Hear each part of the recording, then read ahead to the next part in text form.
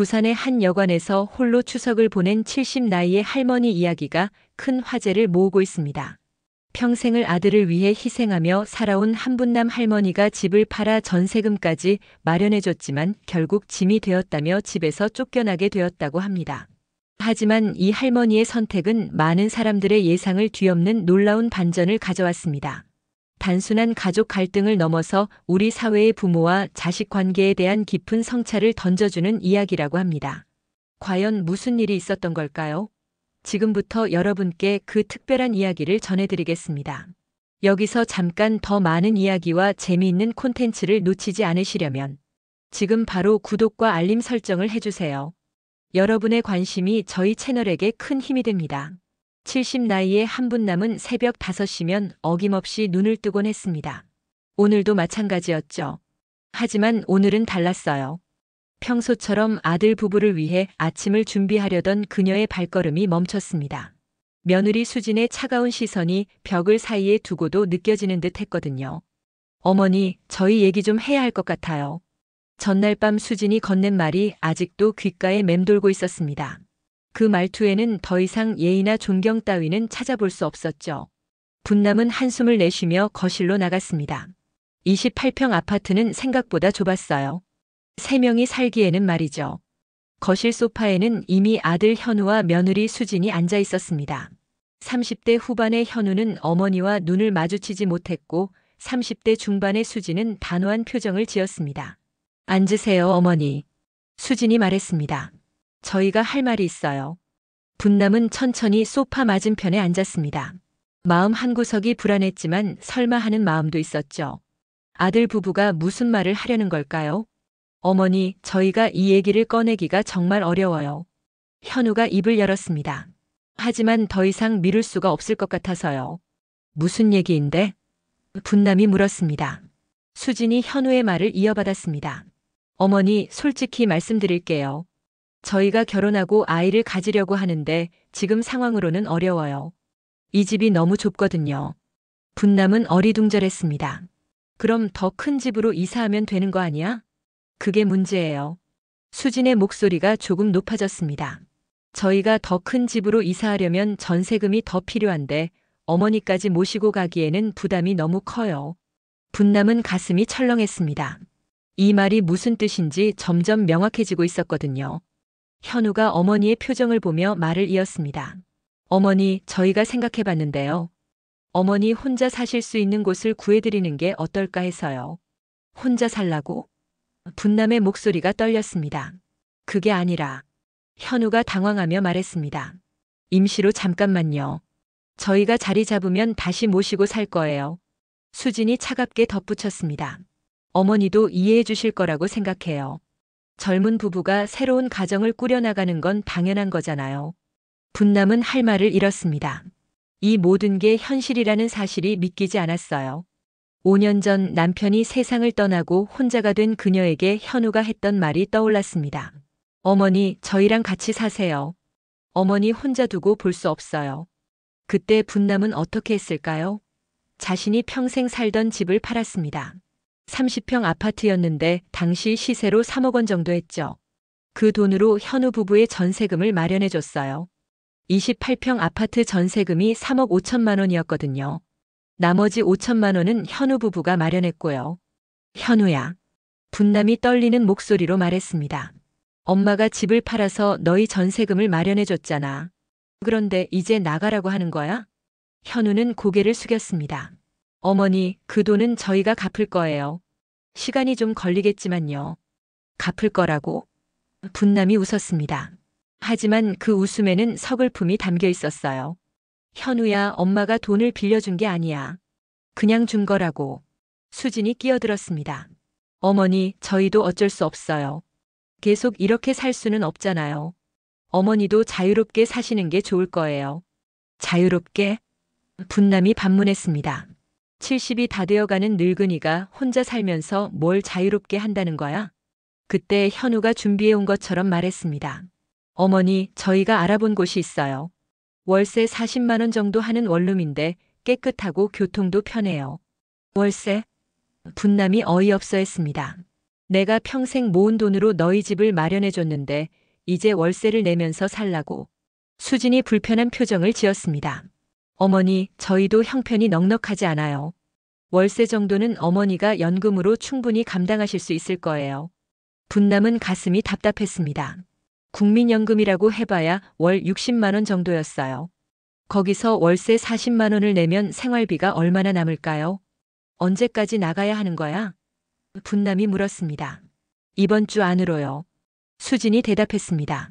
저희가 새 집을 계약해야 해서요. 이번 주라고? 분남이 놀랐습니다.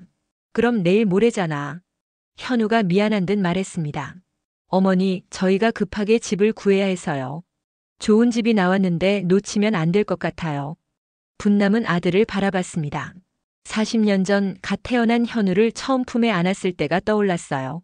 그때 얼마나 예뻤는지 몰라요. 남편과 함께 우리 아들 정말 예쁘다며 밤새 들여다봤던 기억이 생생했습니다. 현우를 키우기 위해 얼마나 고생했는지도 떠올랐죠. 새벽 5시에 일어나서 청소 일을 했어요.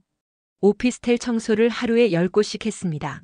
한 곳당 2만 원씩 받았으니까 하루에 20만 원을 벌었죠. 일주일에 엿새를 일했으니까 월 480만 원 정도 벌었어요. 당시로서는 적지 않은 돈이었습니다. 그렇게 번 돈으로 현우를 대학까지 보냈어요. 사립대학 등록금이 한 학기에 300만 원 정도 했는데 1년이면 600만 원이었죠. 4년 동안 2,400만 원을 현우 교육비로 썼습니다. 거기에 생활비까지 합치면 얼마나 될까요? 그뿐만 아니었어요. 현우가 결혼할 때도 결혼 비용을 대부분 분남이 부담했습니다. 예식장 비용, 신혼여행 비용, 신혼집 가전제품까지 총 5천만 원 정도 들었어요. 그런데 이제 와서 나가라고 하다니요. 현우야, 엄마한테 이러면 안 되는 거 아니야? 분남이 울먹였습니다. 현우는 여전히 고개를 숙이고 있었어요. 어머니, 저희도 어쩔 수 없어요. 결혼한 사람이 부모님과 계속 살 수는 없잖아요. 그럼 처음부터 왜 같이 살자고 했어? 분남이 목소리를 높였습니다. 엄마 집까지 팔게 해놓고 이제 와서 나가라고 하는 게 말이 돼? 수진이 화를 내며 말했습니다. 어머니, 저희가 억지로 집을 팔라고 했나요? 어머니가 알아서 하신 거잖아요. 알아서 했다고? 분남이 어이없어 했습니다. 너희가 전세금이 부족하다고 하니까 엄마가 도와준 거잖아. 그런데 이제 와서 알아서 했다고? 어쨌든 저희는 더 이상 어머니와 같이 살 수 없어요. 수진이 단호하게 말했습니다. 이번 주 안으로 나가주세요. 분남은 더 이상 할 말이 없었어요. 아들은 끝내 어머니를 위해 한마디도 하지 않았습니다. 그저 고개만 숙이고 있을 뿐이었죠. 그날 밤 분남은 잠을 이룰 수 없었습니다. 평생을 아들을 위해 살아왔는데 이제 짐이 되었다는 말을 들었으니까요. 창밖을 보니 가로등이 외롭게 빛나고 있었어요. 마치 자신의 처지 같았습니다. 다음 날 아침 분남은 짐을 싸기 시작했습니다. 70년의 인생이 고작 여행 가방 2개에 들어갔어요. 옷가지와 몇 가지 생필품이 전부였습니다. 사진첩도 챙겼죠. 현우가 어릴 때 사진들이 담긴 소중한 추억이었거든요. 어머니, 짐 정리하시는 거예요? 현우가 물었습니다. 가라고 하니까 가는 거지 뭐. 분남이 대답했습니다. 연락드릴게요. 현우가 말했습니다. 그래, 연락해라. 분남이 쓸쓸하게 웃었습니다. 엄마가 어떻게 사는지 궁금하면 말이야. 분남은 택시를 타고 동네를 벗어났습니다. 5년 동안 살던 곳이었는데 이제는 남의 집이 되어버렸어요. 택시 기사가 물었습니다. 어디로 가실까요? 분남은 잠시 망설였습니다. 갈 곳이 없었거든요. 여관 있는 곳으로 가주세요. 어떤 여관 말씀이세요? 아무데나요. 값이 싼 곳으로요. 택시가 도심을 벗어나 낡은 상가들이 늘어선 골목으로 들어섰습니다. 해바라기 여관이라는 간판이 보였어요. 하루에 3만 원이라고 적혀 있었습니다. 분남은 택시에서 내려 여관으로 들어갔습니다. 주인 아줌마가 분남을 보더니 놀라는 표정을 지었어요. 어머니, 혼자 오셨어요? 네, 혼자요. 얼마나 계실 건가요? 분남은 잠시 생각해 봤습니다. 한 달 정도요. 한 달이면 80만 원인데 미리 내시면 70만 원으로 해드릴게요. 분남은 지갑을 꺼내 돈을 내밀었습니다. 국민연금으로 받은 돈 중 일부였어요. 이제 남은 돈이 얼마 없었습니다. 방은 3평 정도의 작은 공간이었어요. 싱글 침대 하나와 작은 책상, 옷장이 전부였습니다. 화장실은 공용이었고요. 분남은 가방을 내려놓고 침대에 앉았습니다. 이게 현실이었어요. 70년의 인생이 이 작은 방으로 축소되어 버렸습니다. 해바라기 여관에서의 첫 밤은 길고도 짧았습니다. 분남은 새벽 3시쯤 잠이 깼어요. 평소 습관이었죠. 하지만 일어나서 할 일이 없었습니다. 아들 부부 아침을 차려줄 필요도 없고 빨래를 할 필요도 없었거든요. 창문 너머로 새벽 공기가 스며들었어요. 여관 앞 골목에는 가로등 불빛만이 쓸쓸하게 빛나고 있었습니다. 분남은 침대에 앉아 핸드폰을 들여다봤죠. 현우에게서 온 연락은 없었어요. 연락하겠다더니 분남은 쓴웃음을 지었습니다. 아들이 연락할 거라고 기대했던 자신이 바보 같았어요. 일주일이 지났습니다. 분남은 하루 종일 여관 방에서 지냈어요. 가끔 근처 슈퍼에 가서 라면이나 김밥을 사 먹는 게 전부였습니다. 하루에 10,000원 정도 쓰니까 한 달이면 30만 원 정도 들었죠. 여관비까지 합치면 월 100만 원이 넘었어요. 국민연금 60만 원으로는 턱없이 부족했습니다. 이러다가 돈 떨어지면 어떻게 하지? 분남은 불안했어요. 저축해둔 돈이 있긴 했지만 그것도 얼마 남지 않았거든요. 평생 모은 돈을 집을 팔 때 대부분 현우에게 줬으니까요. 2주째 되던 날 분남은 결심했습니다. 현우에게 연락해보기로 한 거죠. 여보세요? 현우의 목소리가 들렸습니다. 하지만 뭔가 귀찮아하는 투였어요. 현우야, 엄마야. 아, 어머니. 안녕하세요. 어색한 침묵이 흘렀습니다.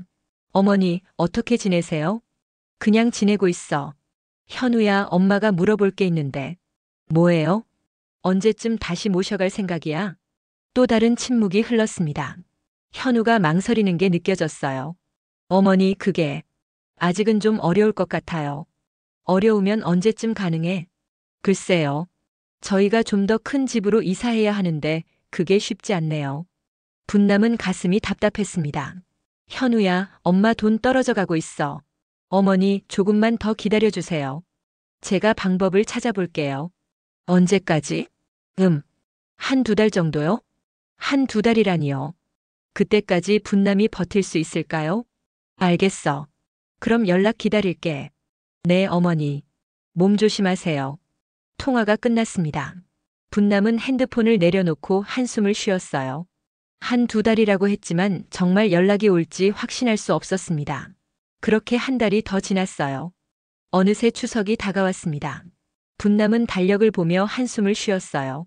작년 추석에는 현우 부부와 함께 차례를 지냈는데 올해는 홀로 보내게 되었습니다. 추석 당일 분남은 일찍 일어났어요. 습관적으로 차례 준비를 하려다가 멈췄습니다. 여기서 무슨 차례를 지내겠어요. 오전 10시쯤 핸드폰이 울렸습니다. 현우에게서 온 문자였어요. 어머니, 추석 잘 보내세요. 저희는 처가에 갔습니다. 처가에 갔다고요. 분남은 쓴웃음을 지었습니다. 작년까지만 해도 현우 부부는 추석 당일에는 시댁에, 다음 날에는 처가에 가곤 했거든요. 그런데 올해는 처가만 간다는 말이에요. 분남은 핸드폰을 내려놓고 창밖을 내다봤습니다. 여관 앞 골목에는 사람들이 분주하게 오가고 있었어요. 모두 가족들을 만나러 가는 길일 테죠. 오후 2시쯤 복도에서 소음이 들렸습니다. 누군가 짐을 끌고 오는 소리였어요. 잠시 후 옆방 문이 열리는 소리가 들렸습니다. 저녁 무렵 분남은 라면을 끓여 먹으려고 복도에 있는 간이 부엌으로 나갔어요. 그때 옆방에서 한 할머니가 나왔습니다. 70대 초반으로 보이는 분이었죠. 어머니, 안녕하세요. 할머니가 먼저 인사했습니다. 아, 네. 안녕하세요. 저도 라면 끓이려고 나왔는데 같이 드실래요? 분남은 잠시 망설였어요. 낯선 사람과 함께 밥을 먹는 게 어색했거든요. 하지만 한 달 넘게 혼자 지내다 보니 누군가와 대화하고 싶었습니다. 그럼 고맙겠네요. 두 할머니는 간이 부엌에서 라면을 끓였어요. 옆방 할머니 이름은 김순자였습니다. 어머니는 어쩌다 여기까지 오게 되셨어요? 순자가 물었습니다. 분남은 잠시 망설였어요. 자신의 처지를 남에게 말하기가 부끄러웠거든요. 그냥 사정이 있어서요. 저도 비슷해요. 순자가 쓴웃음을 지었습니다. 자식들이 부담스러워 하더라고요. 분남은 순자를 다시 봤어요. 혹시 자신과 비슷한 처지일까요? 자식분들이 몇 명 계세요? 아들 둘, 딸 하나요. 어머니는요? 아들 하나요. 아들 하나면 외로우셨겠어요. 분남은 고개를 끄덕였습니다. 그래서 더 애지중지 키웠는데. 그런데 이제 짐이 됐다고 하죠? 순자의 말에 분남은 깜짝 놀랐어요. 마치 자신의 마음을 읽은 것 같았거든요. 어머니도 그런 말 들으셨어요? 직접적으로 말하지는 않았지만 눈치로 알 수 있죠. 며느리가 보는 눈이 예전 같지 않더라고요. 두 할머니는 라면을 먹으며 서로의 사연을 나눴습니다. 순자는 분남보다 조금 나은 편이었어요. 자식들이 직접 나가라고 하지는 않았거든요. 다만 더 이상 환영받지 못한다는 걸 느꼈다고 했습니다. 저는 먼저 나왔어요. 순자가 말했습니다. 자식들한테 부담 주기 싫어서요. 현명하신 것 같아요. 분남이 대답했습니다. 현명하긴요. 그냥 자존심 때문이에요. 두 할머니 모두 비슷한 마음이었어요. 자식들에게 버림받았다는 서러움과 동시에 자존심도 상했던 거죠. 어머니, 돈은 어떻게 마련하세요? 분남이 조심스럽게 물었습니다. 저축해둔 게 좀 있어요. 그리고 시간제로 일도 하고 있고요. 일을 하세요? 네, 마트에서 계산 업무 도와드리는 일이에요. 하루에 4시간씩 일하면 월 50만 원 정도 받아요. 분남은 부러웠어요. 자신도 일을 할 수 있다면 좋겠지만 특별한 기술이 없었거든요. 어머니도 일해보시는 게 어때요? 순자가 제안했습니다. 요즘 나이 많으신 분들 모시는 곳이 많아요. 내가 할 수 있을까요? 해보시면 알아요. 생각보다 어렵지 않을 거예요. 그날 밤 분남은 오랜만에 깊이 잠들었습니다. 한 달 넘게 혼자 지내면서 처음으로 누군가와 진솔한 대화를 나눴거든요. 그 같은 처지의 사람이 있다는 것만으로도 위안이 되었어요. 다음 날부터 분남과 순자는 자주 함께 시간을 보냈습니다.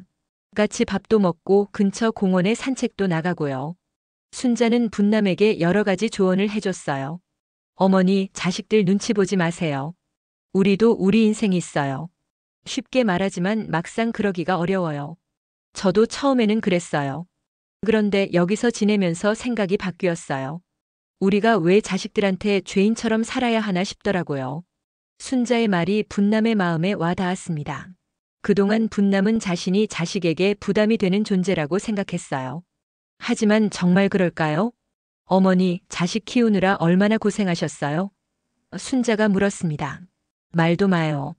남편이 일찍 세상을 떠나서 혼자 키웠는데 정말 힘들었어요. 그런데 이제 와서 짐이라고 하다니 말이 안 되죠. 분남은 고개를 끄덕였습니다. 순자의 말이 맞았어요. 자신이 현우를 위해 희생한 것들을 생각해보면 지금 이런 대우를 받을 이유가 없었습니다. 순자 씨, 나도 뭔가 해야겠어요. 뭘 하실 건데요? 잘은 모르겠지만 현우한테 당당하게 말할 수 있는 뭔가를 찾아야겠어요. 순자가 미소를 지었습니다. 그 마음이면 반은 성공한 거예요. 분남은 그날부터 달라졌습니다. 더 이상 현우의 연락만 기다리지 않기로 한 거죠. 자신만의 방법을 찾기로 했어요. 일주일 후 분남은 결단을 내렸습니다. 순자와 함께 주민센터에 갔어요. 혹시 법적으로 도움을 받을 수 있는 방법이 있는지 알아보기 위해서였습니다. 주민센터 상담사는 친절하게 설명해줬어요. 어머니, 부양의무자 소송이라는 게 있어요. 자식이 부모를 부양할 의무를 다하지 않을 때 법적 조치를 취할 수 있습니다. 소송이라니. 분남은 망설였어요. 어머니께서 자식 교육과 결혼 비용 등을 지원하셨다면 그것도 증거가 될 수 있어요. 또한 어머니 재산으로 전세금을 마련해 주신 것도 중요한 자료가 되고요. 상담사는 계속 설명했습니다. 최근에 이런 사례가 늘고 있어요. 부모가 자식을 위해 희생했는데 나중에 부담스러워한다며 내쫓는 경우 말이에요. 분남은 가슴이 두근거렸습니다. 정말 법적 조치를 취할 수 있다는 말이었거든요. 비용은 얼마나 들까요? 법원에 내는 수수료는 10만 원 정도이고 변호사를 선임하시려면 별도 비용이 들어요. 하지만 법률구조공단에서 무료 변호사를 연결해 드릴 수도 있어요. 분남은 순자와 함께 주민센터를 나섰어요. 마음이 복잡했습니다. 자식을 상대로 소송을 한다는 게 쉬운 일은 아니었거든요. 어머니, 어떻게 하실 거예요? 순자가 물었습니다. 분남은 잠시 생각했어요. 그리고 결심에 찬 목소리로 말했습니다. 해야겠어요. 더 이상 이렇게 살 수는 없어요. 그날 밤 분남은 현우에게 마지막 연락을 시도했습니다. 현우야, 엄마야. 어머니, 무슨 일이세요? 엄마가 마지막으로 묻고 싶은 게 있어. 정말로 엄마를 다시 모실 생각 없는 거야? 현우는 한참 망설였어요. 어머니, 저희 형편이 어려워서. 그럼 됐어. 분남이 단호하게 말했습니다. 현우야, 엄마가 할 말이 있어. 곧 법원에서 만나게 될 거야. 예? 무슨 말씀이세요? 부양 의무 이행 소송을 낼 거야. 엄마가 너한테 해준 것들을 다 계산해서 말이야. 현우의 목소리가 당황스러워졌어요. 어머니, 그게 무슨. 현우야, 엄마도 참을 만큼 참았어. 이제는 당당하게 내 권리를 찾을 거야. 통화를 끊고 나서 분남은 홀가분했습니다. 더 이상 애원하거나 눈치 보지 않기로 한 거죠. 분남이 소송을 결심한 후 일주일이 지났습니다. 법률구조공단에서 연결해준 변호사를 만나러 가는 길이었어요. 순자가 함께 동행해줬습니다. 어머니, 긴장되세요? 순자가 물었습니다. 조금이요. 그런데 후회는 안 해요. 법률구조공단 사무실은 시청 근처에 있었어요. 깔끔한 건물 3층에 위치했습니다. 분남은 접수처에서 예약 확인을 받고 상담실로 들어갔어요. 담당 변호사는 40대 초반의 여성이었습니다. 이름은 박미영 변호사였어요. 어머니, 안녕하세요. 박미영 변호사입니다. 안녕하세요. 한분남이에요. 박 변호사는 분남을 의자에 앉히고 차근차근 설명하기 시작했습니다. 어머니, 우선 부양 의무 소송에 대해 말씀드릴게요. 민법에 따르면 직계혈족은 서로 부양할 의무가 있어요. 분남은 고개를 끄덕였습니다. 어머니 경우에는 단순한 부양 의무 문제가 아니라 부당이득 반환 청구도 가능할 것 같아요. 부당이득 반환 청구요? 네. 어머니께서 아드님을 위해 지출하신 비용들을 돌려받는 거예요. 교육비, 결혼비용, 전세금 지원 등이 해당됩니다. 박 변호사는 노트북을 켜고 계산기를 꺼냈어요. 구체적으로 어떤 비용들을 지출하셨는지 말씀해 주세요. 분남은 차근차근 설명했습니다. 현우의 대학교 등록금 4년치 2,400만 원, 생활비 지원 월 50만 원씩 4년간 2,400만 원, 결혼비용 5천만 원, 전세금 지원을 위한 집 매각 대금 3억 원. 전체 합계가 7억 2,800만 원 정도네요. 박 변호사가 말했습니다. 분남은 깜짝 놀랐어요. 그렇게 큰 금액인 줄 몰랐거든요. 물론 이 모든 금액을 다 돌려받을 수 있는 건 아니에요. 하지만 상당 부분은 인정받을 수 있을 겁니다. 그럼 이길 수 있다는 말씀이세요? 네, 승소 가능성이 높아요. 특히 어머니 재산으로 전세금을 마련해 줬는데 현재 거주할 곳이 없다는 점이 강력한 증거가 될 거예요. 박 변호사는 계속 설명했습니다. 최근 대법원 판례를 보면 부모가 자식을 위해 희생한 경우 그에 상응하는 부양을 받을 권리가 있다고 인정하고 있어요. 분남은 희망이 생겼어요. 정말 이길 수 있을 것 같았거든요. 소송 기간은 얼마나 걸려요? 보통 6개월에서 1년 정도 걸려요. 하지만 어머니 경우는 비교적 명확한 사안이라 더 빨리 끝날 수도 있어요. 박 변호사는 필요한 서류들을 설명해 줬습니다. 현우의 대학교 등록금 납입 증명서, 결혼 비용 지출 내역, 집 매각 관련 서류 등이었어요. 어머니, 이런 서류들 가지고 계세요? 일부는 가지고 있어요. 없는 것들은 어떻게 하죠? 은행 거래 내역이나 관련 기관에서 발급받을 수 있어요. 저희가 도와드릴게요. 일주일 후 분남은 필요한 서류들을 모두 준비했습니다. 박 변호사와 함께 법원에 소장을 접수했어요.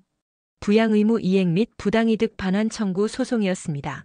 청구 금액은 2억 원이었어요. 전체 지출 금액보다는 적었지만 현실적으로 인정받을 수 있는 수준으로 잡았다고 했습니다. 소장이 접수되고 며칠 후 현우에게서 연락이 왔어요. 어머니, 이게 뭐예요? 현우의 목소리는 당황스러워 보였습니다. 뭐가 뭐야? 법원에서 소장이 왔는데요. 어머니가 저를 고소하신 거 맞아요? 고소가 아니라 소송이야. 부양 의무 이행하라는 거지. 어머니, 이러시면 안 되는 거 아니에요? 가족끼리 법정에서 만난다는 게. 분남은 차분하게 대답했습니다. 현우야, 엄마도 어쩔 수 없어. 너희가 엄마를 가족으로 생각하지 않으니까 법적으로 해결하는 거야. 그게 아니라면 왜 엄마를 여관에서 살게 놔뒀어? 한 번이라도 안부 전화했어? 현우는 할 말이 없었어요. 실제로 분남이 나간 후 한 달 넘게 연락을 거의 하지 않았거든요. 어머니, 화해할 수 없을까요? 화해? 분남이 웃었습니다. 무슨 화해를 하자는 거야? 저희가 어머니를 다시 모시겠어요. 언제? 지금 당장은 어렵지만. 또 그 소리야? 분남의 목소리가 높아졌습니다. 현우야, 엄마는 더 이상 그런 말 안 믿어. 법정에서 보자. 한 달 후 첫 번째 공판이 열렸습니다. 분남은 박 변호사와 함께 법원에 갔어요. 순자도 증인으로 함께 왔습니다. 법정은 생각보다 작았어요. 분남은 원고석에, 현우는 피고석에 앉았습니다. 현우도 변호사를 선임했더군요. 재판장이 입장하면서 재판이 시작되었어요. 부양 의무 이행 및 부당이득 반환 청구 사건을 심리하겠습니다. 박 변호사가 일어나서 주장 요지를 설명했습니다. 재판장님, 원고는 피고를 위해 평생을 희생했습니다. 대학 교육비부터 결혼 비용, 심지어 자신의 주거지까지 팔아서 피고의 전세금을 마련해줬습니다. 그런데 피고는 원고를 집에서 내쫓았습니다. 70대 노인을 여관에서 살게 만들었어요. 현우의 변호사가 반박했습니다. 재판장님, 피고는 원고를 내쫓은 것이 아닙니다. 임시로 다른 곳에서 거주하시기를 부탁한 것뿐입니다. 그럼 언제까지 임시인가요? 박 변호사가 되물었습니다. 현우의 변호사는 대답하지 못했어요. 재판장이 분남에게 직접 물었습니다. 원고 본인이 직접 진술해 보세요. 분남은 떨리는 목소리로 일어났어요. 재판장님, 저는 아들 하나를 위해 평생을 살았습니다. 분남의 목소리가 점점 커졌습니다. 새벽 5시부터 청소 일을 했어요. 하루에 10군데씩 청소했습니다. 그렇게 번 돈으로 아들을 대학까지 보냈어요. 결혼할 때도 제가 비용을 대부분 부담했어요. 심지어 제 집까지 팔아서 전세금을 마련해줬습니다. 분남의 목소리가 떨렸어요. 그런데 이제 와서 짐이라고 하면서 나가라고 했어요. 저는 지금 여관에서 살고 있습니다. 재판장이 현우에게 물었습니다. 피고는 어떻게 생각하십니까? 현우는 고개를 숙이고 있었어요. 한참 후에야 입을 열었습니다. 죄송합니다. 제가 잘못했습니다. 하지만 현우의 변호사가 다시 주장했습니다. 재판장님, 피고도 경제적으로 어려운 상황입니다. 당장 원고를 모시기는 어려워요. 박 변호사가 반박했습니다. 그럼 원고가 지원해준 돈은 언제 돌려줄 건가요? 피고는 원고 덕분에 지금의 집에서 살고 있잖아요. 첫 번째 공판은 그렇게 끝났어요. 재판장은 양측에 추가 자료를 제출하라고 했습니다. 법원을 나오면서 현우가 분남에게 다가왔어요. 어머니, 정말 이러셔야 해요? 분남은 현우를 차갑게 봤습니다. 현우야, 이제 와서 그런 말하지 마. 너희가 먼저 엄마를 버렸잖아. 저희가 언제 어머니를 버렸어요? 집에서 내쫓아놓고 버린 게 아니라고. 분남이 되물었습니다. 현우는 할 말이 없었어요. 두 번째 공판에서는 증거 조사가 이루어졌습니다. 분남이 제출한 서류들이 검토되었어요. 대학교 등록금 납입 증명서, 결혼 비용 지출 내역, 집 매각 관련 서류 등이었습니다. 재판장이 현우에게 물었습니다. 이 서류들이 사실입니까? 네, 사실입니다. 그럼 원고가 피고를 위해 지출한 금액이 상당하다는 것을 인정하십니까? 현우는 망설이다가 대답했습니다. 네, 인정합니다. 그럼 그에 상응하는 부양을 해야 한다고 생각하지 않습니까? 현우는 고개를 숙였어요. 박 변호사가 추가 주장을 했습니다. 재판장님, 최근 대법원 판례를 보면 부모의 희생에 상응하는 부양을 하지 않을 경우 부당이득으로 인정하고 있습니다. 특히 부모가 자신의 재산을 처분해서 자식을 도와줬는데 나중에 부양을 거부하는 경우 더욱 그렇습니다. 재판장이 고개를 끄덕였어요. 세 번째 공판에서 순자가 증인으로 나왔습니다. 증인은 원고와 어떤 관계입니까? 같은 여관에서 생활하고 있습니다. 원고의 생활 상황을 직접 봤습니까? 네, 봤습니다. 정말 어렵게 사시고 있어요. 순자는 분남의 상황을 자세히 증언했습니다. 작은 여관 방에서 라면으로 끼니를 때우는 모습, 돈이 떨어져가는 걱정을 하는 모습 등을 말했어요. 재판장이 물었습니다. 원고가 자식에 대한 원망을 표현한 적이 있습니까? 원망보다는 서러워하시더라고요. 평생을 아들을 위해 살았는데 이런 대우를 받는다고요. 순자의 증언이 끝나고 나서 재판장이 현우에게 마지막으로 물었습니다. 피고는 원고를 앞으로 어떻게 부양할 계획입니까? 현우는 한참 망설이다가 대답했습니다. 저희가 더 큰 집으로 이사해서 어머니를 모시겠습니다. 언제까지요? 6개월 안에요. 확실합니까? 현우는 고개를 끄덕였어요. 박 변호사가 마지막 변론을 했습니다. 재판장님, 이 사건은 단순한 부양 의무 문제가 아닙니다. 사회 정의의 문제예요. 부모가 자식을 위해 희생한 것에 대해 정당한 보상을 받을 권리가 있습니다. 그것이 법의 정신이죠. 만약 이런 행위를 용인한다면 앞으로 더 많은 부모들이 자식들에게 버림받을 것입니다. 분남은 박 변호사의 말을 들으며 눈물이 났어요. 누군가 자신의 편에서 이렇게 강하게 주장해 주는 게 고마웠거든요. 판결 선고일이 다가왔습니다. 분남은 긴장되었지만 후회하지 않았어요. 적어도 자신의 목소리를 당당하게 낸 것만으로도 의미가 있었거든요. 판결 선고일 아침, 분남은 평소보다 일찍 잠에서 깼습니다. 오늘이 자신의 인생에서 가장 중요한 날 중 하나라는 걸 알고 있었어요. 순자도 함께 법원에 가겠다고 했습니다. 어머니, 오늘 꼭 이기실 거예요. 순자가 격려했습니다. 이기든 지든 상관없어요. 이제 후회는 없어요. 분남은 정말 그런 마음이었어요. 적어도 자신의 목소리를 냈고 당당하게 맞서 싸웠으니까요. 법원에는 박 변호사가 먼저 와 있었습니다. 현우도 변호사와 함께 앉아 있었어요. 며느리 수진의 모습은 보이지 않았습니다. 원고 측 준비되셨습니까? 재판장이 물었습니다. 네, 준비됐습니다. 박 변호사가 대답했습니다. 재판장이 판결문을 읽기 시작했어요. 이 사건 부양 의무 이행 및 부당이득 반환 청구에 대하여 판결합니다. 분남은 가슴이 두근거렸어요. 원고는 피고를 위해 대학 교육비, 결혼비용, 주거비 지원 등 총 7억여 원을 지출했습니다. 이는 부인할 수 없는 사실입니다. 특히 원고가 자신의 주거지를 처분하여 피고의 전세금을 마련해 준 것은 상당한 희생이었습니다. 재판장이 계속 읽었습니다. 민법에 따르면 직계혈족은 서로 부양할 의무가 있습니다. 피고는 이 의무를 다하지 않았습니다. 따라서 법원은 다음과 같이 판결합니다. 분남은 숨을 죽이고 들었어요. 첫째, 피고는 원고에게 월 80만 원의 부양비를 지급하라. 둘째, 피고는 원고에게 6천만 원을 부당이득금으로 반환하라. 셋째, 피고는 원고를 적절한 주거지에서 부양하라. 분남은 믿을 수 없었어요. 완전히 이긴 것이었습니다. 재판장이 마지막으로 말했습니다. 부모의 희생에 대해 자식이 보답하는 것은 도덕적 의무일 뿐만 아니라 법적 의무이기도 합니다. 이를 망각해서는 안 될 것입니다. 판결이 끝나고 현우가 분남에게 다가왔어요. 그의 얼굴에는 눈물이 흐르고 있었습니다. 어머니, 정말 죄송해요. 제가 너무 잘못했어요. 분남은 현우를 바라봤어요. 오랜만에 보는 아들의 진심 어린 모습이었습니다. 현우야, 이제 와서 후회해도 늦어.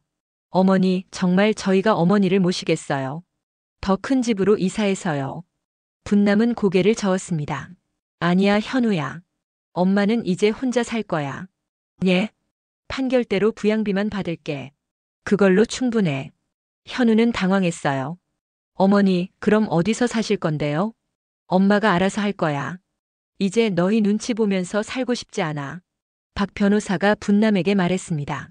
어머니, 정말 혼자 사시겠어요? 판결문에는 적절한 주거지에서 부양하라고 되어 있는데요. 네, 혼자 살겠어요. 월 80만 원이면 충분히 살 수 있을 것 같아요. 분남의 마음은 이미 정해져 있었어요. 다시 아들 부부와 함께 살면서 눈치를 보고 싶지 않았거든요. 법원을 나오면서 순자가 물었습니다. 어머니, 정말 혼자 사실 거예요? 네, 이제 내 인생을 살고 싶어요. 훌륭한 결정이에요. 저도 그렇게 하고 싶어요. 두 할머니는 버스를 타고 여관으로 돌아오는 길에 부동산에 들렀습니다. 월 80만 원이면 어떤 집을 구할 수 있을까요? 원룸 월세가 50만 원에서 60만 원 정도였어요. 여기에 관리비까지 합치면 70만 원 정도 들 것 같았습니다. 생활비로 10만 원 정도는 남겠네요. 국민연금 60만 원까지 합치면 월 70만 원으로 생활할 수 있을 것 같았어요. 다음 날 분남은 부동산을 돌아다니기 시작했습니다. 여러 곳을 보다가 마음에 드는 곳을 찾았어요. 지하철역에서 10분 거리에 있는 원룸이었습니다. 15평 정도 되는 크기에 월세 55만 원이었어요. 어머니, 이 집 어때요? 공인중개사가 물었습니다. 좋네요. 계약할게요. 보증금은 500만 원이에요. 분남은 저축해둔 돈에서 보증금을 냈습니다. 이제 정말 자신만의 집이 생긴 거였어요. 일주일 후 분남은 새 집으로 이사했습니다. 순자가 도와줬어요. 짐이라고 해봐야 옷가지와 생필품이 전부였지만 그래도 새 집에 들어가니 기분이 좋았습니다. 어머니, 이제 진짜 자유시네요. 순자가 말했습니다. 그러게요. 이런 기분인 줄 몰랐어요. 분남은 집 안을 둘러봤어요. 작지만 깔끔했습니다. 무엇보다 누구 눈치도 보지 않고 자유롭게 살 수 있다는 게 좋았어요. 현우는 판결 후 며칠 뒤에 연락을 했습니다. 어머니, 부양비 통장 번호 알려주세요. 왜? 매월 80만 원 보내드려야죠. 분남은 통장 번호를 알려줬어요. 정말 입금이 될지 궁금했거든요. 다음 달 초 정말로 80만 원이 입금되었습니다. 분남은 기분이 묘했어요. 억지로 받는 돈 같기도 하고 당연히 받아야 할 돈 같기도 하고요. 새 집에서 한 달 정도 지내면서 분남은 무료해졌어요. 하루 종일 집에만 있으니 할 일이 없었거든요. 그때 순자의 조언이 떠올랐습니다. 일을 해보시는 게 어때요? 분남은 주민센터에 가서 일자리를 알아봤어요. 마침 동네 경로당에서 도우미를 구한다고 했습니다. 하루 4시간씩 일하면 월 40만 원을 준다고 했어요. 어떤 일을 하는 건가요? 분남이 물었습니다. 어르신들 식사 준비하고 청소하고 간단한 프로그램 진행하는 일이에요. 분남은 해볼 만하다고 생각했어요. 평생 살림을 해왔으니까 어렵지 않을 것 같았거든요. 다음 주부터 분남은 경로당에서 일하기 시작했습니다. 오전 9시부터 오후 1시까지 하루 4시간씩 일했어요. 처음에는 서툴렀지만 점점 익숙해졌습니다. 무엇보다 다른 어르신들과 대화하는 게 즐거웠어요. 분남 씨, 오늘 국 정말 맛있네요. 한 할머니가 말했습니다. 감사해요. 내일은 더 맛있게 해드릴게요. 분남은 보람을 느꼈어요. 누군가에게 도움이 되고 있다는 느낌이 좋았거든요. 일을 시작한 지 2달 후 분남은 경로당에서 요리 교실을 제안했습니다. 관장님, 제가 어르신들한테 간단한 요리 가르쳐 드리면 어떨까요? 좋은 생각이네요. 어르신들이 좋아하실 것 같아요. 분남은 매주 수요일마다 요리 교실을 열기 시작했어요. 간단한 반찬 만들기부터 시작해서 점점 다양한 요리를 가르쳤습니다. 분남 선생님, 집에 가서 만들어 봤는데 정말 맛있더라고요. 한 할아버지가 말했습니다. 다행이네요. 다음 주에는 다른 요리 가르쳐 드릴게요. 분남은 점점 자신감이 생겼어요. 사람들이 자신을 필요로 한다는 걸 느꼈거든요. 어느 날 현우가 전화를 했습니다. 어머니, 요즘 어떻게 지내세요? 잘 지내고 있어. 일하신다고 들었는데 괜찮으세요? 응, 재미있어. 보람도 있고. 현우는 의외라는 듯이 말했습니다. 어머니, 정말 저희랑 안 사실 거예요? 안 살 거야. 지금이 좋아. 그런데 어머니 혼자 사시면 걱정하지 마. 엄마가 알아서 잘 살고 있으니까. 분남은 정말 그랬어요. 혼자 사는 게 편하고 자유로웠습니다. 요리 교실이 인기를 끌면서 다른 경로당에서도 요청이 들어왔어요. 분남은 일주일에 3곳의 경로당을 다니게 되었습니다. 수입도 월 120만 원으로 늘었어요. 현우가 보내주는 부양비 80만 원과 합치면 월 200만 원이었어요. 혼자 살기에는 충분한 돈이었습니다. 어느 날 분남은 큰 결심을 했어요. 현우가 보내주는 부양비를 받지 않기로 한 거였습니다. 현우야, 엄마야. 네, 어머니. 다음 달부터 부양비 안 보내도 돼. 예? 왜요? 엄마가 이제 충분히 벌어서 살 수 있어. 너희도 힘들 텐데 괜찮아. 현우는 놀란 듯이 말했습니다. 어머니, 법원에서 주라고 했는데. 법원에서 주라고 했지만 엄마가 받지 않겠다는 거야. 정말 괜찮으세요? 응, 괜찮아. 이제 엄마도 당당하게 살 수 있으니까. 분남은 정말 그런 마음이었어요. 억지로 받는 돈보다는 자신이 번 돈으로 사는 게 더 당당했거든요. 현우는 한참 침묵하다가 말했습니다. 어머니, 정말 죄송해요. 제가 어머니한테 너무 못했어요. 이제 와서 그런 말 하지 마. 다 지난 일이야. 어머니, 가끔 뵈러 가도 될까요? 분남은 잠시 생각했어요. 그래, 가끔은 와도 좋아. 하지만 부담스럽게 하지는 마. 네, 알겠어요. 1년이 지났습니다. 분남은 이제 동네에서 유명한 요리 선생님이 되었어요. 경로당뿐만 아니라 주민센터에서도 요리 교실을 열게 되었습니다. 분남 선생님, 다음 주에 김치 담그는 법 가르쳐 주세요. 한 아주머니가 부탁했습니다. 그럼요. 김치 담그기는 제가 잘하는 거예요. 분남은 웃으며 대답했어요. 이제 사람들이 자신을 선생님이라고 불러주는 게 기분 좋았습니다. 현우는 약속대로 한 달에 한 번씩 안부를 물어왔어요. 처음에는 어색했지만 점점 자연스러워졌습니다. 어머니, 요즘 정말 바쁘시다고 들었어요. 응, 할 일이 많아져서 좋아. 어머니가 그렇게 활기차신 모습 처음 봐요. 분남은 웃었어요. 엄마도 이런 내 모습은 처음이야. 어느 날 분남은 순자를 만났습니다. 순자도 분남처럼 독립해서 살고 있었어요. 어머니, 요즘 정말 행복해 보여요. 순자가 말했습니다. 순자 씨도 그래요. 우리가 이렇게 사는 게 맞는 것 같아요. 그러게요. 자식들 눈치 보며 사는 것보다 훨씬 좋아요. 두 할머니는 함께 커피를 마시며 이야기를 나눴어요. 예전 여관에서 만났을 때와는 완전히 다른 모습이었습니다. 순자 씨, 우리 잘했죠? 네, 정말 잘했어요. 용기 내길 잘했어요. 분남은 고개를 끄덕였어요. 정말 용기를 낸 게 잘한 일이었습니다. 그날 밤 분남은 창문으로 보이는 야경을 바라봤어요. 작은 집이지만 자신만의 공간이 있다는 게 행복했습니다. 핸드폰에 현우에게서 온 문자가 있었어요. 어머니, 오늘도 수고하셨어요. 건강하세요. 분남은 미소를 지으며 답장을 보냈습니다. 너도 건강해라. 엄마는 잘 지내고 있으니까 걱정하지 마. 그리고 혼잣말로 중얼거렸어요. 이제야 진짜 내 인생을 사는구나. 70 넘어서 찾은 자유였지만 분남에게는 그 어떤 것보다 소중했습니다. 더 이상 누구의 짐이 아닌 당당한 한 분남으로 살아가는 매일이었거든요. 창밖으로 새벽이 밝아오고 있었습니다. 분남은 일어나서 경로당에 갈 준비를 했어요. 오늘도 사람들이 자신을 기다리고 있을 테니까요. 그 생각만으로도 가슴이 설렜습니다. 이제 분남의 새로운 인생이 시작된 것이었어요.